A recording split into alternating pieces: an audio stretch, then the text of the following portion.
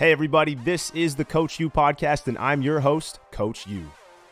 This podcast is about being curious, learning from others, and using what we've learned to evolve every single day. Hey everyone, I hope you enjoyed this episode with Chris Martin.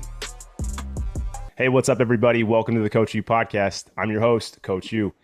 And we're welcoming in today Chris Martin, who's the Houston Astros Strength and Conditioning Rehab Coordinator. Chris, thanks for joining us today. Absolutely. Always a pleasure. Thanks for having me.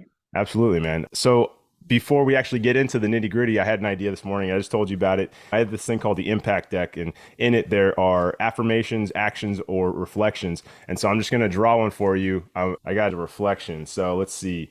In what area of your life are you playing too small, and how can you expand this comfort zone? I would say financially. I'm pretty well versed in personal finance type stuff, but long term have some big goals. And my girlfriend and I have been interested in getting into real estate investing, kind of on the side of what we do in our day jobs. So that's in the works. It's scary as hell. I'm sure. It's going to be a lot of work. It's going to be a lot of learning, but we're both excited to jump in and, hopefully get that thing off the ground and, down the road, scale it and have some nice income and on the side. And I don't know, maybe one day do it full time, but that's a possibility, but something we're looking into. You said, like it's scary. And I think like those are the things that we should be running after. There's a reason it's scary, right? Because it's like something you have to overcome or you got to face and try. And you've probably tackled a lot of challenges in the strength and conditioning world to get to the position you're in now, right? I mean, you've done a lot of internships. You are now working with the Houston Astros, and you're out in West Palm Beach, you said, correct? Right. Yep. So I work out of our spring training complex. So we have our one of our only rookie ball team plays out of here, and we do our long-term rehabs out of here. So anybody from our major league team that comes down or any of our affiliates, long-term stuff, they'll come here, rehab, and then we'll send them back to where they came from. Nice, man. So talk to me about how you've gotten to the position you are in now. Obviously, you've gone through a lot of different experiences that have helped you get to this point. So can you give me some examples of those? Yeah, so background, I've played baseball growing up. It was my only sport in high school, played in college at Kent State University up in Ohio. I was an exercise physiology major, and I kind of picked that because I knew it was something I would be interested in, but didn't have an end goal in mind. A bunch of different things floated through my head throughout my first couple of years. I stuck with it. I figured I'll figure out a career out of this. Had some injuries myself. So I got exposed to, the rehab side, the physical therapy side, did all that a few times. It wasn't exactly for me, but I wanted to be in the sports world.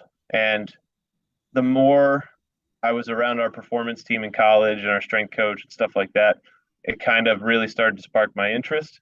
Ended up after my senior year, before my fifth year, that summer I didn't play. I actually did an internship up at Cressy Sports Performance in Massachusetts. So did that, went back, finished up my fifth year, and I guess luck of the draw a little bit, got a LinkedIn message from our director of sports medicine and performance at the time, Bill Furcus. He had seen the Cressy internship on my resume. I had also done another small internship at a local gym near me back home. And so talked to him on the phone, was actually going to a conference later that week. And our farm director at the time, Pete Putilla, who's now the GM of the San Francisco Giants, was scheduled to be at that same conference. So 2 days after that LinkedIn message, I met Pete. We had lunch, had good conversation. Ended up going through a series of phone interviews with several staff members from the Astros in the performance side, the medical side, the sports science side. And after about a month and a half later, ended up with an offer for an apprenticeship to come down after I finished that season, my fifth year. So we lost in our conference tournament, packed up, drove down to West Palm Beach, and was a strength and conditioning apprentice for that first season, working with our FCL team. So got brought on full time after that. Did about a year and a half with the FCL team, got promoted into the rehab S&C coordinator role. So now I'm a little bit over 2 years in this role now. Nice. So tell me about the role. Like what does a day-to-day look like for you? Yeah, so they're pretty standard. I don't want to say we have things on autopilot, but we have a pretty good flow with our rehab team now. So it's me, our rehab coordinator, who's a PT, AT, and we have a rehab pitching coach, and then one of the SCL coaches helps out with our position players. So we are on a morning schedule here in a complex league. So we'll show up around 6:30, 7 a.m. Players will start rolling in around 7:30, 8 to the training room. They'll do their treatment, come out with me. We'll do their baseball work. So I'll stretch them, help the pitchers out with their throwing program. I was a pitcher, so I love to hop in and play catch whenever I can. Oh man, got to pick your brain on some pitching stuff for sure. I wouldn't say I'm an expert on the pitching side. I think I like to think I know a decent amount, but I do leave the pitching specific stuff to our pitching coach, but we're always collaborating. Oh, I want to know Anyways, about the movements, like the stuff that you use yeah, for, that's, we'll talk more about that. that's stuff we can chat about for sure. And then guys will go do their baseball work. So position players will hit, throw, defense, whatever it might be. Pitchers will do their throwing. We'll do our conditioning or speed work that we have for the day while we're outside. We'll knock that out. We'll come in. We'll do our lifts. And guys are usually in the rehab group. If they're not playing in games down here, they're usually done by about noon, 1 o'clock.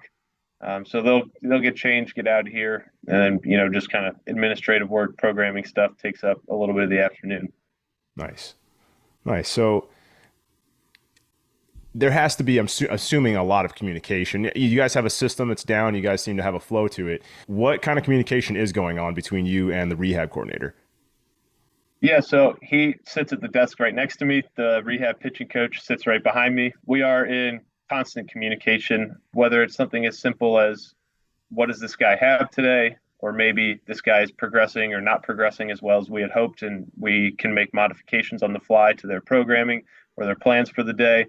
We have a really, really, really good sports science team here down in West Palm Beach too. So we have two sports scientists who they help out with both us and across the organization. But those guys were in constant communication too, whether we're doing performance testing or resiliency monitoring, whatever it might be. Those guys are taking the data that we're collecting on a daily basis. They're turning it around really quickly, making it actionable for us, which is the most important part of the data collection process. And then we're able to turn that around and show the athletes their own data, show their progressions or regressions, whatever it is. And it helps us explain to the athlete, why are we doing what we're doing? Because if we can't give them a why, then we shouldn't be doing it in the first place. And it helps drive a lot of buy-in. And I think, like you said, we have a really good staff here, some good processes in place to help do all that. Nice. When it comes to the metrics and the numbers, the things that you guys are going over with your guys to kind of give them an idea of where they are you saying like, hey, this is where this week you were, this is where you were at your best, and here are your metrics from that week. Maybe we kind of keep things similar, or is it more like we're just comparing and this is your baseline? Maybe you're a little tired today. Maybe you're ready to go a little harder today. How do you guys use those numbers? Yeah, so there's a ton of examples. I guess in terms of fatigue monitoring, we're looking at force plate numbers once or twice a week when these guys are jumping on the force plates. We're using driveline pulse for throwing programs, making sure guys' workload is not too high or too low. So we're measuring daily workload, AC ratio, all that kind of stuff.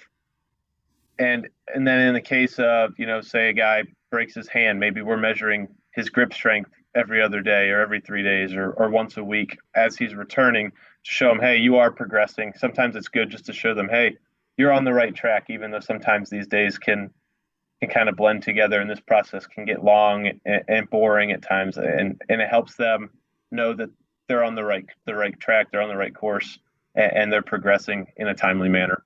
It's like seeing that 1% better every day thing. I mean, it's hard to, when you're in the middle of, this is one of my questions. This is a perfect segue to talk about some injuries and kind of the psyche. Maybe this is what you can do to help, is to help with the metrics and let them see, hey, you're improving every single day. How can this help with injuries and dealing with them? Because it's tough, like these guys this is what they do for a living. This is what they breathe. So how do you guys help them through injuries? What are some of the things that you guys talk to them about? What are some of the things that you guys program for them? Obviously I know that's contextual, but just kind of want to know the process of dealing with that. So to start off, we have a mental health and performance team that works down here as well. So another sub department of our sports medicine and performance department. And we have one guy full time down here, and our head of mental health and performance. She kind of roves, and she's around from time to time. So those guys are they're really critical in one helping players with their mental health. That's first and foremost. The rehab process is really difficult.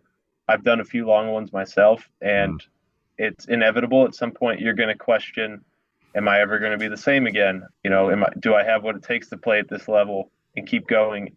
So that inevitably seems to come up at any point, and they're sure, there to help talk to those guys, and those conversations are usually confidential unless the player, you sure. know, tells them, hey, let everybody know what we just talked about. But on our end, like you said, we can show them their progress. And a lot of guys get caught up in their ceiling or their peak value. So we might have a guy who's coming back from Tommy John who is stuck at 92 miles an hour, and he used to throw 95, and maybe for 3 or 4 weeks he's been stuck at this 92 number and can't bump it up to 93. And again, these are typically in bullpen sessions. So the first thing we tell them is, we're not in game. You don't have that adrenaline rush. It's okay. But we can look for other areas of growth. So maybe they're not busting through a new velocity PR every week, but maybe their floor is coming up. Mhm. Maybe throwing 85, 86 in their throwing program is a lot more effortless than it was a month or 2 months ago, where that was their peak. And so we can use a lot of this data and information to show them, hey, you are on the right track, like I said before. And it's not always your best, but sometimes like your suboptimal performances are getting better, which is huge, and especially in a sport like baseball, where in the minor leagues you're playing maybe 140 games a year, big leagues are playing 162 games a year. Nobody is 100% for all of those, and who can Right. operate at 90% for the longest, and who can operate the best at 90% usually is a big determinant of who has success in this game. And so showing them things like that can go a long way during the rehab process. Yeah, I was just thinking about injuries and like the comeback from it, like finding your new 100% or whatever that is and trying to stay near that. So like how do you toe the line? We're just trying to get our bodies to respond better, but like you said, it's hard to think, will I ever be the same again? Because that's tough as a mover, as an athlete. Like I've been through it, you've been through it, it's not a fun process. So how do you then, as a coach and on the training side, toe the line of, all right, well, we're going to get you to train just below that 100%. How often do you need to get to 100%? Are you just using that as like a KPI, your indicator as your base? How do you view that when you're starting to work with somebody? I think it depends first on how long is this injury, like is this rehab process going to take? Is this a 12 to 16-month Tommy John where we're really starting from the ground once we start to throw again, and we're really building the foundation and starting over? Or is this a 3 week hamstring? And I think just using sound principles of physiology goes a long way with this kind of stuff. So my overarching kind of strength and conditioning philosophy in the rehab space is, we're just going to deconstruct the time energy demands of the sport. And then when you have the context of rehab, we're going to do that, but we're going to be mindful of any contraindications along the way. But we're going to follow principles like progressive overload. We're going to follow some sort of periodization early on. Maybe it's a true linear periodization where volume, load, intensity, any whatever you metric you want to pick, maybe we're increasing that daily or weekly. Or maybe we get further along and things get higher intensity and we're closer to that true 100%. Well, okay, now we need to start undulating. We need to have high intent days, high stress days, whether that's lifting, running, throwing. We need to have lower days where guys can recover. And overall, we should see that periodization and that total load that they're taking on increase over time. But on a day-to-day basis, we're really going to undulate and vary that to make sure we're not just beating guys into the ground, and that we're not, putting guys at risk for re-injury. I love it. So then when it comes to programming for pitchers, what are some of the big buckets that you want to see filled in the training world? Oh, for pitchers specifically, position players are so much easier. Uh, Why pitch is that? I want to hear you. Why is that? The data is pretty clear that to increase exit velocity, which is a pretty important KPI for position players, if you can't hit the ball hard, you're not going to last too long in professional baseball unless you have some exceptional other tools, skills like speed or defense. Um, Typically, defensive stars can still hit a little bit at the major league level, and they don't get by with a really underwhelming bat. So, it, more or less, you can turn a guy into a physical specimen, and he should have some success. For pitchers, there's a lot more gray area. So, I think anybody can envision the guys that are big, strong, the units who are 6'5", 230 and throw 95. And a lot of athletes aspire to be like them, and they should. But there are also pitchers who are 6 foot, 165 pounds, soaking wet, who throw 95.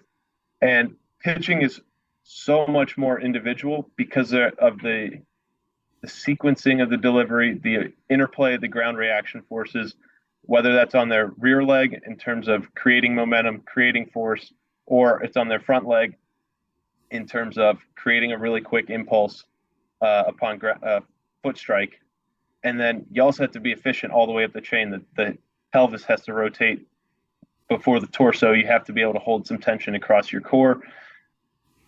Arm path is going to play a big role in that, and that's kind of up to our pitching coach. So we're always chasing strength and power with our pitchers, but maybe one guy is really strong and can produce a lot of power, but because he produces high forces, but maybe he throws 88 because he can't access that quickly.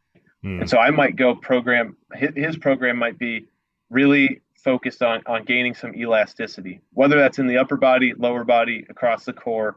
I'm going to attack all of those. What are some things? Can you give me some examples of some things you would use for that guy? Yeah, I mean, we could do a single leg drop jump um, in terms of a really elastic upper or lower body plyometric. Could be single leg, could be bilateral. In terms of upper body, I love plyometric push-ups, band assisted. I love med ball throw variations but not one where it's just a med ball slam or a med ball shot put. We've got to tap into that stretch shortening cycle. Hmm. So we'll have guys do like overhead catch slams, or Right, we'll right. have guys do shot throws that we throw to them, and it forces that pec, the pec tendons, everything in the shoulder to contract really quickly, utilize that stretch shortening cycle, and we can try and elicit some both lower body and upper body elasticity. Nice. Versus there are other guys who are pretty straightforward where it's okay, you're 6 foot, 160 pounds. We just need to add some mass to you. And that might help that size and strength might help your performance in terms of velocity, but it also might just help your resiliency and lower your risk of injury if you've got more muscle mass to take on some of that load throughout the delivery. Nice. Yeah, I love hearing the breakdowns of the different kinds. It's just as a coach, you obviously it's like you guys you see so many different kinds of bodies come in. You see so many different kinds of just the movement patterns, the efficiency, coordination, like all of these things, and you have to take it into account. So it's cool to hear your process on that. Yeah, and another thing that's kind of cool is our pitching coach, our rehab pitching coach. I think his master's is in biomechanics or something along those lines. So he really understands human movement pretty well, and we both do a good job of speaking each other's language. So when he says so and so needs to work on his lead leg block, okay, I know what I can give him in the gym to go help that. Or maybe I notice something in a guy's throwing program, like, hey, when this guy's front leg hits the ground, it kind of just like it melts. It's like mushy. Like, do you see that too? And do you think this is something we need to work on? Is this a low hanging fruit? So that constant back and forth for us can also help tailor a prep program that a guy can do daily, or you know, exercise selection within his lifting program. What is arm care? That's a loaded question. It's not just doing dumbbell external rotations or cable external rotations and all that kind of stuff. Arm care is holistic. It's big compound movements, we press. Our pitchers bench press. When you throw a baseball, you get into very high degrees of horizontal abduction. Doing bench press on the floor or with a pad on your chest doesn't train that range of motion that you get into every single time you throw a baseball. It's heavy pulls, it's fast pulls, it's fast pressing, it's heavy pressing, it's chest flies, it's all of those in terms of exercise selection. But it's how do you recover? What do you do after your outing? What does your nutrition look like after your outing? What does your sleep look like that night? Are you going out, oh, I pitched today, so I'm good. I can go crush 10 beers. Well, now you're not going to sleep well. Your nutrition's probably not going to be very good that night, and you're shooting your recovery in the foot from the get go. So it's very very holistic in terms of arm care as a general thing, but it's so much more than general arm care exercises designed to that are designed to isolate the rotator cuff Right, or other right. muscles in the shoulder. So it's a loaded question, but that's the best answer I can give. No, it's good. I mean, I think the holistic approach, it makes the most sense to me too, because there's so many things happening during that throw and or just in that action itself. So you want it to be powerful, strong. You need mobility, you need elasticity. There's a lot of different aspects of it. So it's when you train it, that's what I was just curious. It's like, like you said, there's so many throwing programs out there that are arm care, but that arm care is general. Everyone's going to be different. So like if you have somebody who's hypermobile, it could be different, right? If you have somebody who's, like you said, you have the guy who's 160 versus the guy who's 225, 230, like it's a big difference of what kind of care their arm's getting, right? 100%. It's funny too because in the sport of baseball in general, for decades, guys have done after you pitch, you come into the training room and you might do some shoulder manuals, or that's when you hit a lot of those arm care exercises. But recently, I've kind of tried to peel that back and really think about what's going on there, because if you just pitched, you just shredded the muscles in your shoulder, your forearm, everything. Those muscles are damaged as can be. And I don't necessarily know that it's the best strategy to go and then do more exercise instead of just like, let's try and really flip on the parasympathetic nervous system, and let's try and shut down our activity and kickstart and jumpstart that recovery process instead of doing stuff that could potentially just induce more muscle damage and it's going to make it harder to recover long term. I don't have any data saying that that's 100% true, but anecdotally, it's kind of where my mind's been shifting in the past few months. I do. It's funny because I think the same thing because like I've seen so many pitchers come through our system and our program now, and everyone's different. And I think it Right. really is dependent on a lot of things. So we use a lot of the readiness scores. I've been implementing that now. Like, hey, where are you right now? Because you really need to check in with yourself. And if something hurts or something's bugging you, that's an indication from your body telling you something, right? It doesn't mean we need to freak out or throw the alarm system on, but we just need to be aware of it and then pay attention to that. What are three of your favorite post throw? Let's say somebody does need, they're sore, they're pretty sore, they're beat up. We're not going to give them more, shoulder external rotations, drops, dumbbells, isos, whatever you want to use. We're not going to go that route. We're going to go more the parasympathetic. What are three of your favorite things that they can add into their routine for some recovery? First thing is going to be, what's your nutrition like immediately following that outing? If I go do a heavy lift, what are you going to tell me? Get some carbs, get a lean protein or maybe some protein powder, go make a shake. Okay, we should probably be doing that. And we should also probably be checking off the hydration box. So our nutritionists will have guys do pre and post activity weigh-ins, and we'll give them a fluid intake recommendation based on how much fluid they lost in that activity. I think that's huge too, because that hydration is also going to play a huge part in the recovery. So first one is, what does your nutrition look like immediately following that outing in the hour or 2 hours following? If it's over the course of a professional season, and recovery is really the main goal, I'll tell a guy go ice bath for 5 or 10 minutes. And that's just a really powerful way if you get in cold water, neck down for 5 to 10 minutes to stimulate an anti-inflammatory response throughout the body. Now, if it's in the off season and guys are sore and beat up a little bit, I'm going to tell them to embrace that, because that's where your body is going to recover better and make those quote unquote gains. But in season, if being fresh is the priority, I'll tell them hop in the ice bath. Other than that, I'm going to try and tell them to sleep like a baby that night. So I forget who told me this, but it was a very simple recommendation for athletes, and that's to be in bed, lights out, trying to go to sleep 10 hours before you're supposed to wake up. I think, sleep is also one of those individual things, but the more you can get of it, the better you're going to be physically. And a lot of people will go to bed, get in bed, shut off the lights 8 hours, and they tell themselves, "Well, I slept for 8 hours." No, you didn't. You slept for maybe seven, 7.5. So I tell guys in bed, lights off, trying to go to sleep 10 hours before you wake up. And a lot of them respond really well to that. I like it. Simple, easy to follow. Yep. And that's And that's what most people need. for these guys, yeah, I don't try and reinvent the wheel. Give them one or two things that they can take away. So get in the ice bath for 5 to 10 minutes. It's pretty straightforward. We have a clock in there. You look at it and you just embrace the suck while it's in there, because it's not exactly the most fun thing to do. But along that sleep point, I'll just make one other point. The sleep hygiene is really important too. So if guys want to talk more about it, we'll make recommendations to them. Sleep in a dark room. Try and keep an alarm clock out of there. If it makes too much light, if there's too much light, get blackout curtains. Sleep cool at 68 degrees roughly. Really try and maintain a sleep schedule that's consistent. So wake up, go to bed at the same time every day, and get your circadian rhythm right. So a lot of these things are things that we preach on a deeper level to guys if they want to have that conversation. But on surface level, get in bed 10 hours before you're trying to wake up.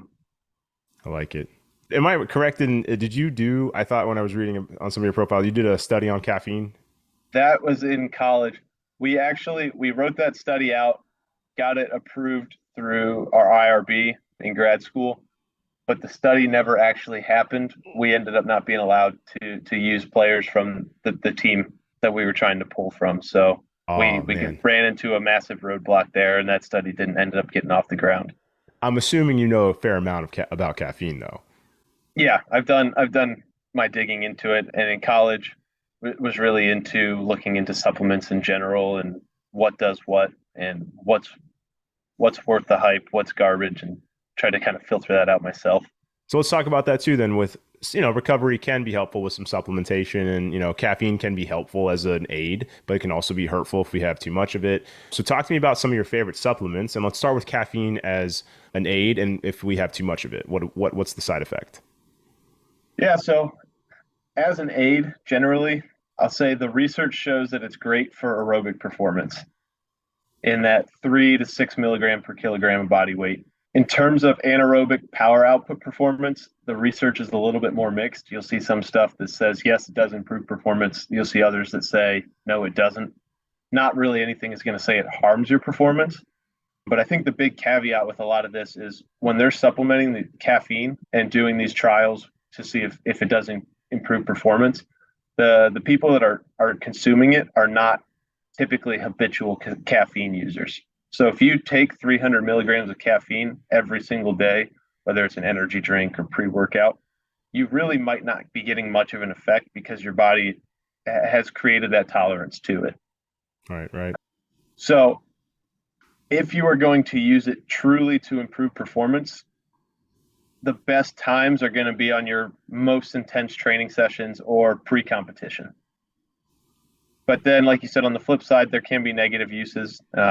Caffeine can be addictive, and there are people who will consume 600 to 1,000 milligrams very easily in a day without really even realizing it.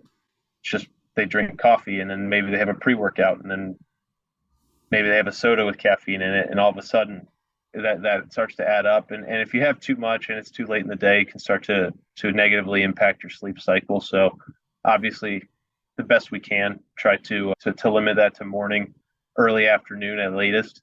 Yep. Which is tough in the baseball world.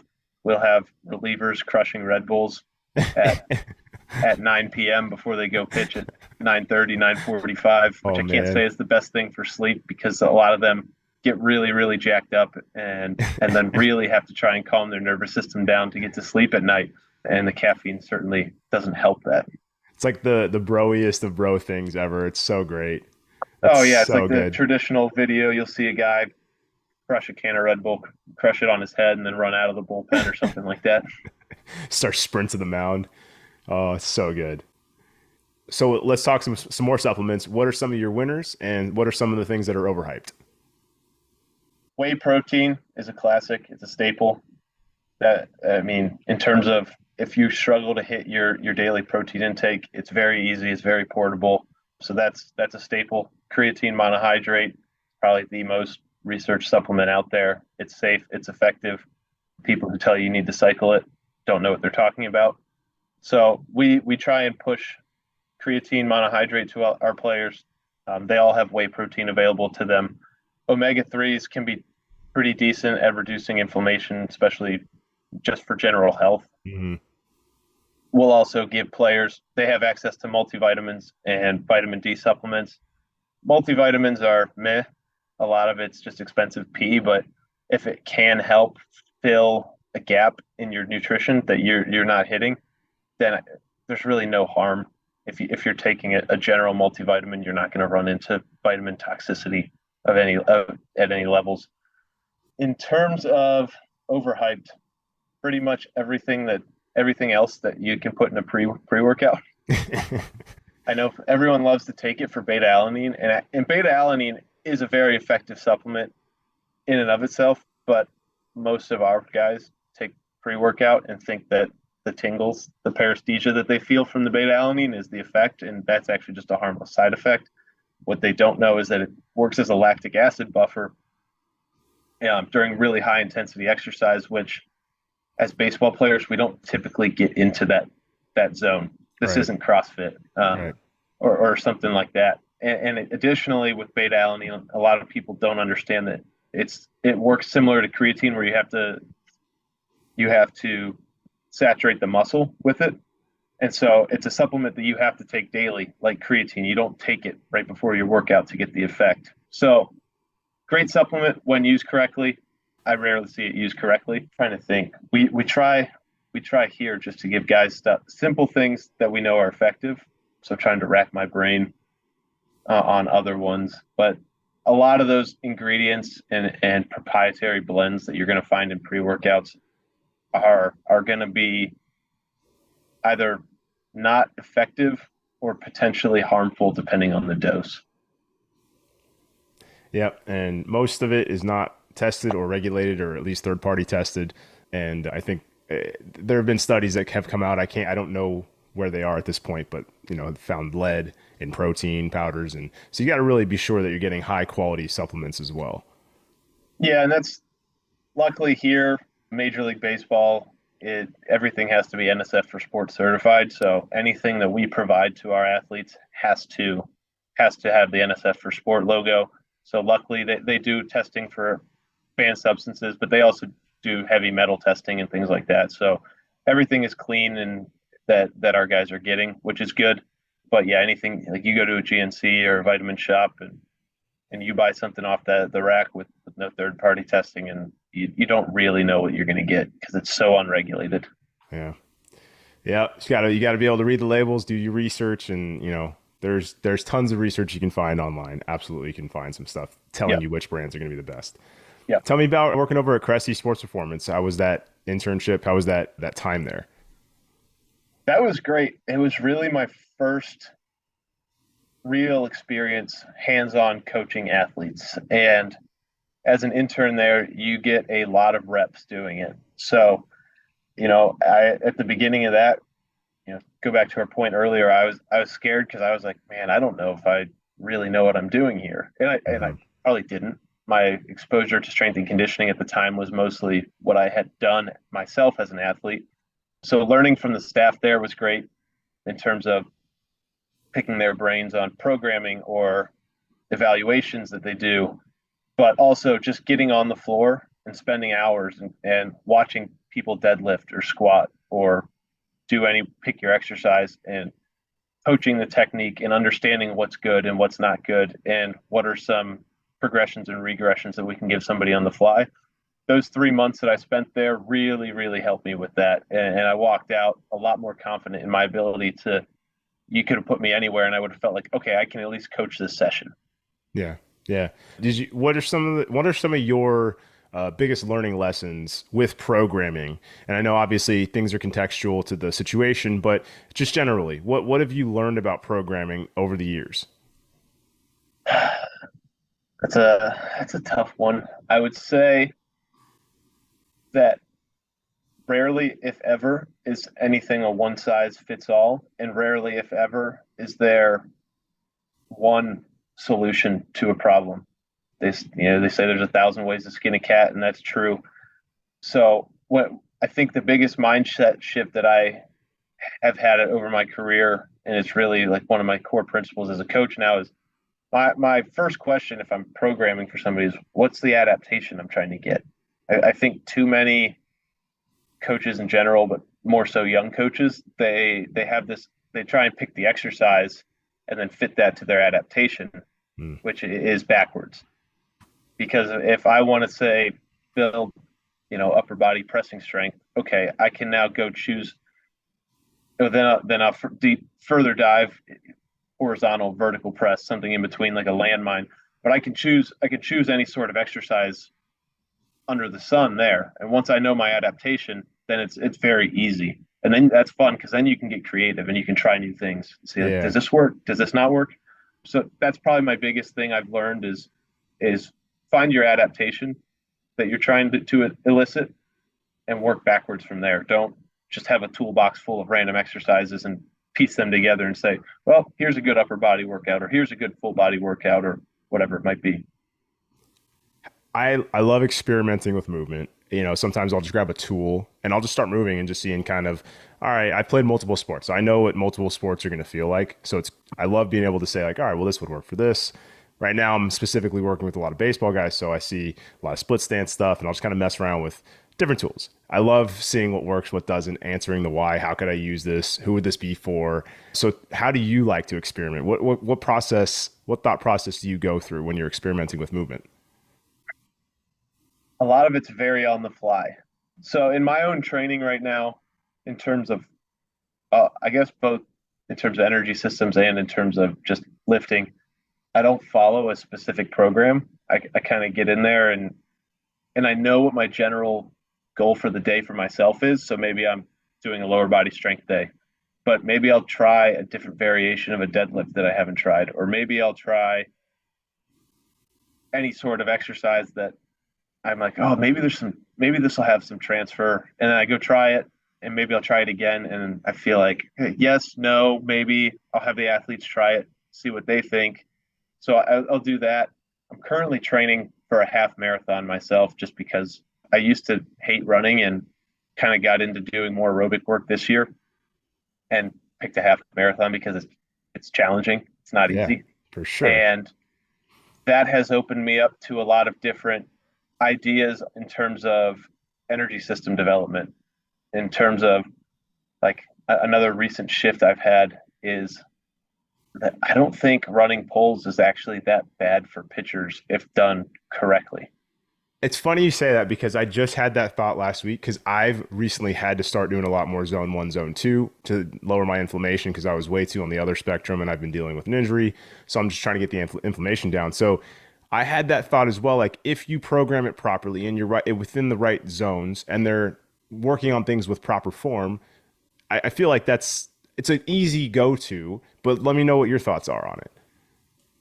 Yeah, I think it's absolutely like you said, if programmed well, absolutely can be a part of a player's program. How could you see it being programmed? So in terms of energy system development, that'll be contextual based on time of year. But say we're in season and say we're working with, I don't know, a starting pitcher. Okay, well, pitching is actually pretty aerobically demanding. Pitchers will get up to 90+% of their max heart rate throughout an inning, and an inning can be anywhere from 5 to 20 minutes. So right then and there, if you do that 5, 6, 7 times in a game, that's a like you have to have a robust aerobic system to handle that adequately, and also again to recover.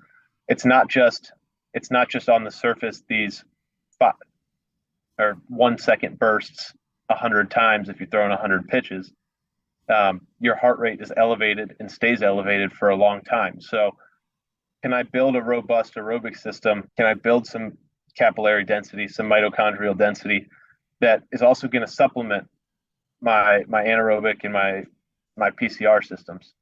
So I think for starting pitcher, if they were to do that 1 to 2 times a week in conjunction with some lactic or alactic anaerobic work, that it absolutely has its place and absolutely should have its place, because having that aerobic foundation is kind of paramount to being able to replenish your phosphocreatine system. And it's not just 1 second rest for 10 or 15, 1 second rest for 10 or 15. It's a lot more complex than that. So once I strip that back, that's been my thought, is this absolutely does have a place, the long, slow distance training, as modern baseball S&C has bastardized. Yeah, no, it's funny how that happens, right? I feel like there's been a couple trends like that across the strength and conditioning board that now it's like I'm kind of backing off and going, well, how could it be a benefit, or what, when could this actually work? And I don't know, does it make sense to look at the average amount of time spent between innings, between them getting into the dugout, sitting down, going back out to the mound, and then trying to mimic an interval system setup like that? I don't know if any of that would help at all build that, but what do you think about that? Yeah, again, it's a programming principle there where, okay, let's choose our work to rest ratios, let's choose our zone, our intensity level, and then program our volume accordingly. And I think that's absolutely doable.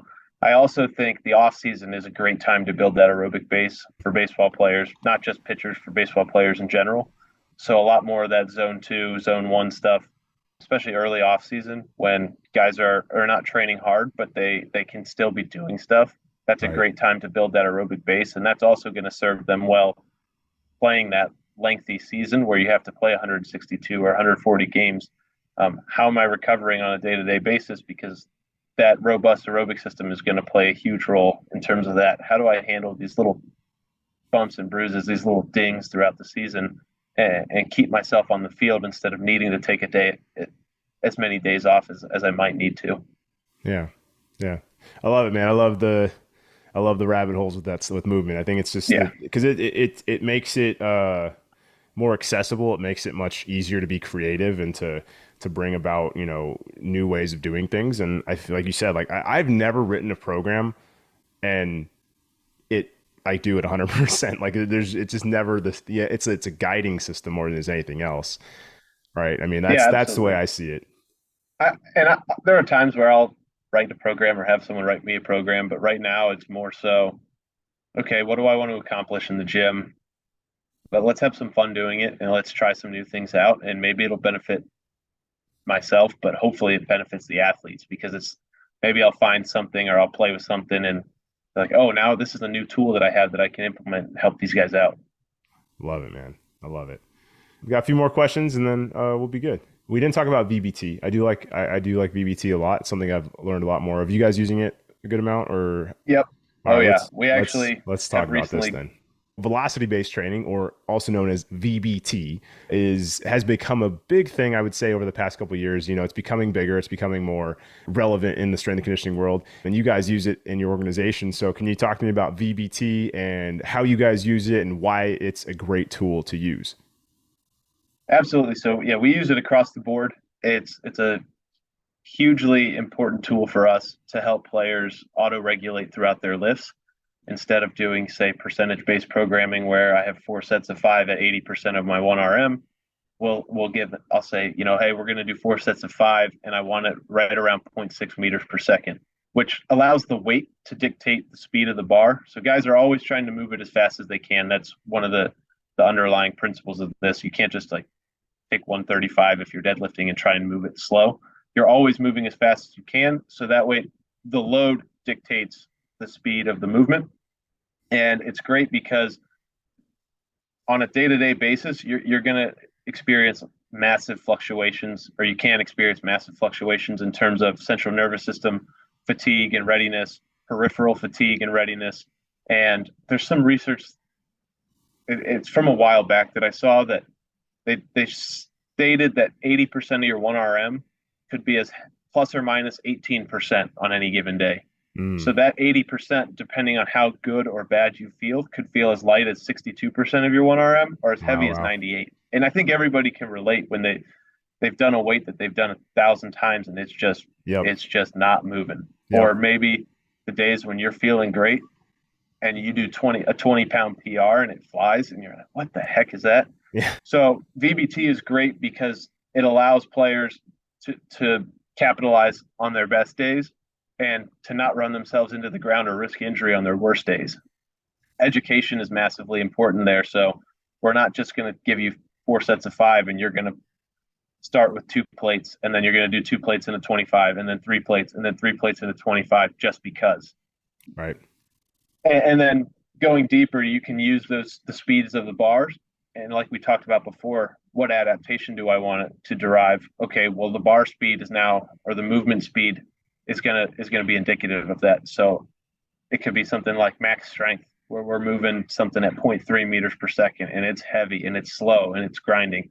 Or we could do something that's ballistic, like a landmine throw, for example, might move at 3 meters per second out of the hand. And those are two very different ends of the spectrum. And then everything else kind of fills in from there. And there's Brian Mann, obviously is the pioneer of it and has done some great work. But I would go check his stuff out if I'm just beginning to learn about it. Then you can even go deeper into it with some advanced stuff. So beyond just saying, okay, here's the speed that we're trying to work with. Let's try and get near that. If it's too light or if it's moving too fast, add weight. If it's moving too slow, take weight off. You can do stuff like velocity drop sets. So maybe I'm going to hook something up to the bar and my goal is hypertrophy. So I'm looking for a 30% drop. So as you're doing your set, each rep gets counted. And then once you drop below 30% of the fastest rep that you've done, that set is over. That's really hard if anybody goes and tries that. Yeah, You do a that's lot of reps before you drop 30%. But I could do that also for maybe I'm doing a power exercise like a trap bar jump, and maybe I'll set that threshold at 5 or 10%. So the second we start to fatigue and we get below that threshold, boom, the set's over. So there's a lot nice. of different ways you can really go down the VBT rabbit hole. And the more we've used it, the more we've kind of implemented those on a regular basis with some of our guys. Can you talk to me a little bit more about that? I'm curious about that. So let's say, so the 5 to 10% drop is based on, are you going on meters per second? Are you going off of the height? What are you going off of there? Is it all velocity based? Yeah, and it's typically velocity. So if I'm going to do a jump and I'm doing, a 10% velocity drop and I'm working power, we'll either take the mean velocity meters per second or the peak velocity. If it's something where I'm maybe driving hypertrophy with a 20 to 30% drop, I'm probably just going to take the mean velocity. And again, it counts every rep, and whatever the fastest rep is becomes the max. And once you're 30% below that, or whatever your number is, then you're done. Yeah, no, it's pretty cool. Brian Mann is actually the one of the two guys I started really following and reading. There was another, I think VBT coach is another one, but his video is fantastic, and I started learning more about it. Last year we started with it, didn't really fully understand how to implement it, and now I'm like, oh wow, this is an amazing tool, and we're using it in every single one of our programs has some form of it, and Yep. it's a really really cool tool. So if you haven't heard of it or used it, definitely check it out. I work with a lot of high school athletes and, obviously dreams of getting to the bigs. So what's your advice from a strength and conditioning standpoint to high school athletes looking to get to the next level, college, and then hopefully professional baseball? Learn what the word discipline really means. Discipline to me means doing the stuff that you don't want to do when you don't want to do it. It's very easy as an athlete, as a baseball athlete. Say you're in season and you're supposed to get 2 lifts in this week and you haven't done one and it's Thursday and it's like, okay, well, I need to get one of these. I need to start getting these in. Get yourself in the gym and do that lift. Like long term, that investment is going to pay off down the road. Discipline is also, if you're a high school young kid, I'm not staying out till early in the morning on weekends. I'm not saying don't have fun and don't have friends and stuff like that, but know what your limits are and know what you got to do. Like, how much do I have to sleep? How much do I have to eat? College kids, you get to college for your first time and the world of Bush Light appears. And and it's very easy to get sucked down that rabbit hole of, okay, I'm going out partying 4 or 5 nights a week. I'm away from home. I've got this freedom that I've never had before. But the guys who have a ton of success are super disciplined in that they do the right things every single day. A lot of our big league team, they have a routine and they stick to it religiously. So that's another little piece that goes along with that. Develop a routine and stick to it, especially because when things start to go poorly, whether it's performance or maybe you have some outside stressors in your life, things always happen. It's life. That routine is something that you can go back to and it's going to get you back on track. And so developing that and developing the habits and the discipline to do the things that maybe aren't sexy but need to be done on a daily basis or a regular basis that are going to lead you to success. And everybody has an idea of what those are because it's all over social media now. You can go read Twitter threads on anything, but find what works for you and then stick to that even when you don't want to stick to it. Well said. Well said. I love it. Talking to different coaches, talking to younger coaches, what are you telling them? What's some advice in wanting to work their ranks up and start working with higher level athletes, even professional athletes, maybe? First and foremost, get as many coaching reps as you can. It's invaluable. It's very easy to see a coach who hasn't coached much. When they say like when all you have is a hammer, everything looks like a nail. You can tell that who that coach is. It's pretty obvious. So it helps you, one, get better at coaching in the moment, but it gets you better at creativity, problem solving, all those things. So get your repetitions in. And then two is network. Talk to coaches, reach out to coaches. I mean, everybody can be found, not everybody. A lot of people can be found on social media, Twitter, Instagram, LinkedIn, whatever it might be. Reach out to people because most coaches will be willing to have some sort of conversation with you and you can pick their brain. So talk to people, reach out, go to networking events. You don't have to go to every single little strength and conditioning conference that exists, but maybe pick one or two that you're really interested in that you think you'll get some value, not just from the content, but from the networking. 100%. It's funny because I feel like I've lived every little thing you said. I'm like, yes, yes, yes, because I mean, networking. That's how we got in contact. I saw you on Instagram. I'm like, I would love to talk to you baseball. I would love to talk to you about what you guys do, and you reach out. And the networking, especially, as a coach, that's the way to do it. And I've never been turned down by a coach. I don't think I ever have. Everyone's been so nice and welcoming. And I think it is a scary thing sometimes for coaches, especially younger guys, to ask. And I get it. I totally get it because I was there. Just do it. Just do it. And if you get rejected, go to the next one because you don't need that. That was not meant to be whatever if they said no. Right. And for me, I'm a little bit introverted, more reserved. I'm not the loud rah-rah guy. That's Sure. not me as a strength coach. Same. So doing stuff like that for me is not the easiest thing in the world. But like you said, you've never been turned down. Yeah. It's pretty wild. And I think, anybody who's ever reached out to me who's wanting to talk about strength and conditioning or professional sports, like I'll find some time to have a conversation or I'll respond to you. And most everybody is almost the exact same. There's not many people who put up the wall and say, no, I can't talk to you. Yeah. Yeah. Well, I appreciate you being like that because, it's nice to be able to share the wealth. All right. 2 questions, and then I want to get all your information so everyone can reach out to you. We got rapid fire here. Super simple, man. What's your go-to TV show?